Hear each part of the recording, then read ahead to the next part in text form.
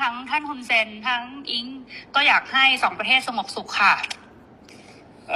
មិនគាត់បានទៅជែកជាមួយខ្ញុំបាទនៅសន្តាគារហើយបានឯកភាពគ្នាដោយអ្វីដែលពុកបានប្រាប់ថាចង់បានសន្តិភាពស្ថិរភាពប្រទេសទាំងពីរពុកបាទบอกว่าไม่อยากให้อังโคไปฟังคนที่เป็นฝั่งตรงข้ามกับเราเพราะว่าพอไปฟังฝั่งตรงข้ามอย่างพวกแม่ทัพภาค2เนี่ยค่ะเป็นคนของฝั่งตรงข้ามหมดเลยซึ่งพอไปฟังนั้นเสร็จก็ไม่อยากให้ท่านรู้สึก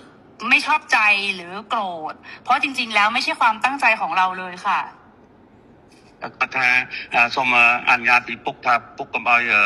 ស្ដាប់សម្ដីមេតបភូមិភាគ2ហ្នឹងក៏វាជាអ្នកដែលប្រឆាំងជាមួយនឹងរដ្ឋាភិបាលថៃដែរវាជាសត្រូវដែរដល់ពុកស្ដាប់វាហើយអញ្ចឹងទៅអាចធ្វើឲ្យអារម្មណ៍ពុកខឹងបាទเพราะตอนนี้ทางนั้นน่ะเขาอยากจะดูเท่เขาก็จะพูดอะไรออกมาที่มันไม่เป็นประโยชน์ต่อประเทศชาติค่ะแต่ว่าจริงๆที่เราต้องการเนี่ยคือต้องการความสงบสุขให้เกิดขึ้นเหมือนตอนก่อนที่จะปะทะกันตรงชายแดนนะคะមេតបភូមិភាគហ្នឹងវានិយាយចង់ឲ្យលយខ្លួនវាចង់នេះសាង rating មកវាហើយទៅធ្វើឲ្យប៉ះពាល់ដល់ទំនាក់ទំនងប្រទេសទាំងពីរយ៉ាងធ្ងន់ធ្ងរពុកបាទដែលយើងចង់យើងប្រទេសទាំងពីរគឺចង់បានស្ថិរភាពនិងសន្តិភាពដូចអ្វីមុនព្រឹត្តិការណ៍កើតឡើងពុកបាទบอกว่าให้ท่านฮุนเซนเห็นใจหลานหน่อยเพราะว่าตอนนี้คนในประเทศไทยเขาไล่เราไปเป็นนายกที่เขมรหมดแล้วគាត់ថាគាត់សូមអនុញ្ញាតពុកថាអាណិតក្មួយផងឥឡូវនេះថៃប្រជាជនថៃពីច្រើនបានដេញហើយ